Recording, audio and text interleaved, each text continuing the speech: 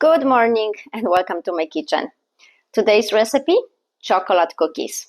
I have been doing pierogies for the last 2 weeks, so a little change for something sweet would be nice. And with those cookies, on the end, I'm going to put some cookies and cream mix-ins chocolate. So it's a mixture of white chocolate, dark chocolate, and pieces of, I think, Oreo cookies in there as well. But that is something my kids really like, and it will be a surprise for them today. And with this recipe, in addition to regular all-purpose flour, I will be adding some potato starch flour, and that will give the extra crunchy, crispy texture to it. Chocolate cookies today. Welcome to my kitchen, and thank you for watching. For the chocolate cookies, I will need 1 cup of all-purpose flour, 1/3 of a cup of potato starch flour, 1/3 of a cup of sugar, 1 stick of butter, 2/3 of a teaspoon of baking soda, vanilla extract, about 50 grams of chocolate, 1 egg yolk, and 3 tablespoons of cocoa powder. And this is what I need for the cookies today. To make it easier, I would organize my dry ingredients and then wet ingredients.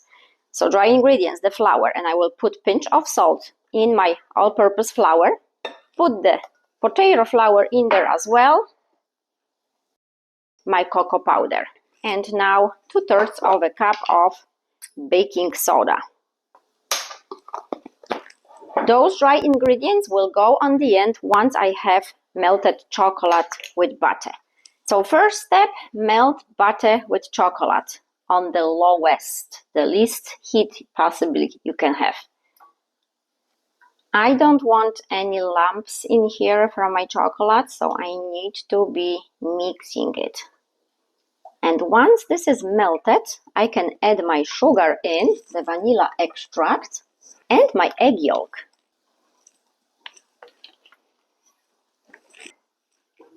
Turn off the heat and on the end add the egg yolk. And now this mixture needs to cool off. Chocolate with butter cooled off, so now I can put it all together. So I have my dry ingredients and I want to mix it first. And I did put a pinch of salt in my flour. And now I need to mix the wet ingredients with the dry ingredients. All that yummy chocolate. And just mix it all up.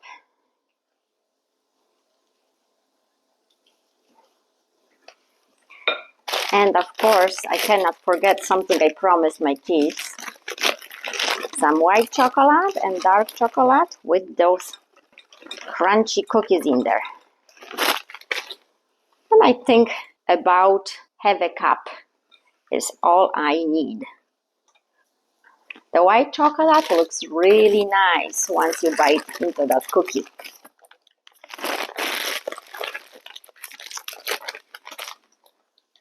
Okay, once I have it mixed, I need to cover and put it in the fridge for about half an hour. After 30 minutes, I will get my cookies on a cookie tray and start baking. Okay, nice and cold. And now I'm ready to put my cookies on a cookie sheet. So I like to weight my cookie dough. One thing is that my kids won't fight who gets bigger. Second thing, when I have them about the same size, I don't have to worry that smaller ones will be overbaked and then the bigger ones would be underbaked. If I have the same size, I'm pretty sure they will be baked evenly. 25 grams is usually what I like to have. Oh, maybe I'll move this so you can actually see a little bit better. And my oven is preheating to 350 right now.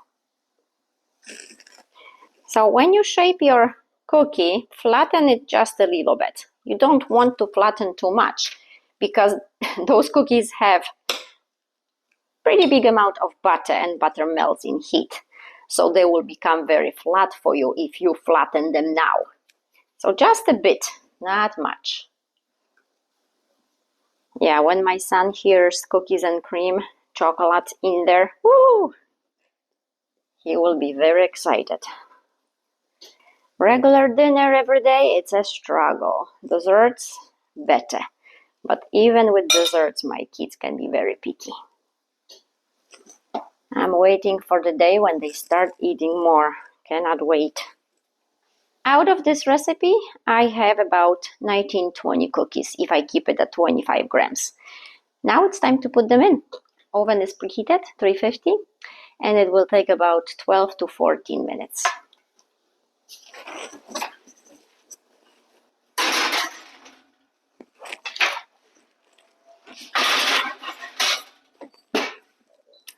Those are ready. Those are ready.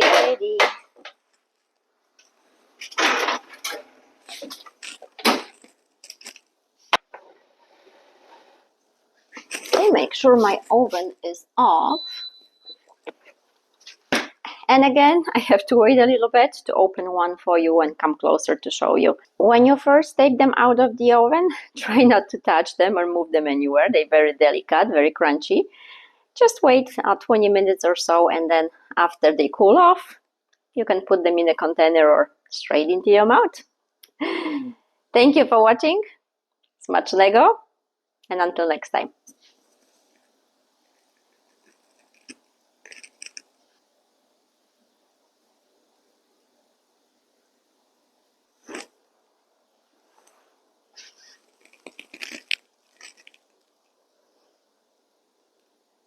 Smacznego, everyone. Thank you for watching.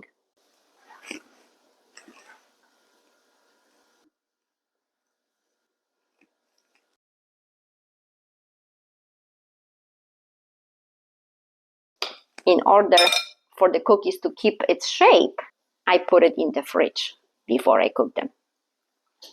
Cook them, bake them, bake, not cook.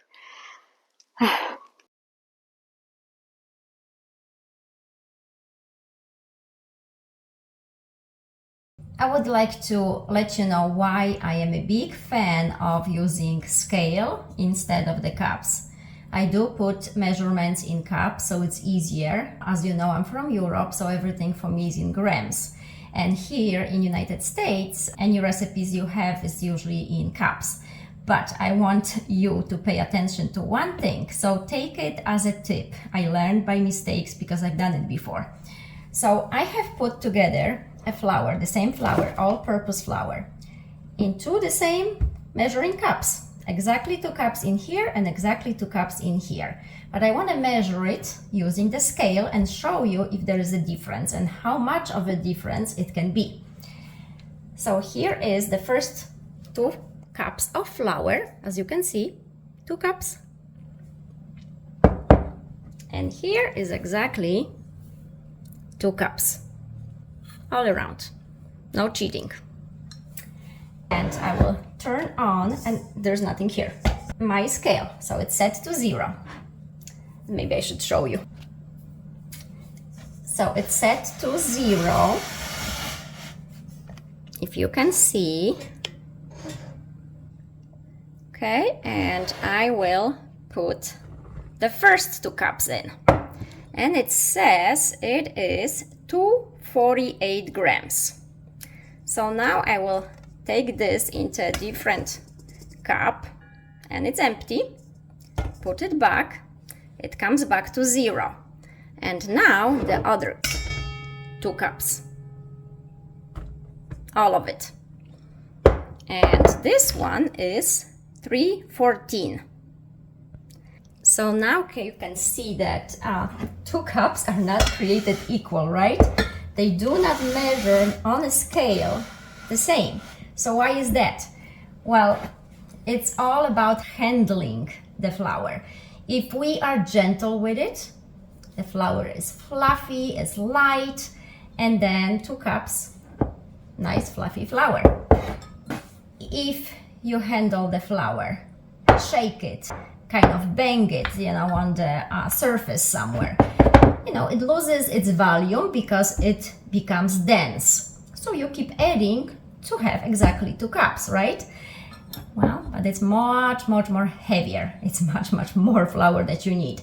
So if you ever had a cake and you tried to follow the measurements and directions and the cake wasn't quite the way you hoped, it wasn't as fluffy, it wasn't as delicate, it wasn't as soft, well, maybe because there was too much flour. So it's just a tip, and I hope you will find it helpful to kind of pay attention to how we handle flours. I know how it is when you bake something and you put your heart into it, time into it, and then it doesn't come out the way you hope for.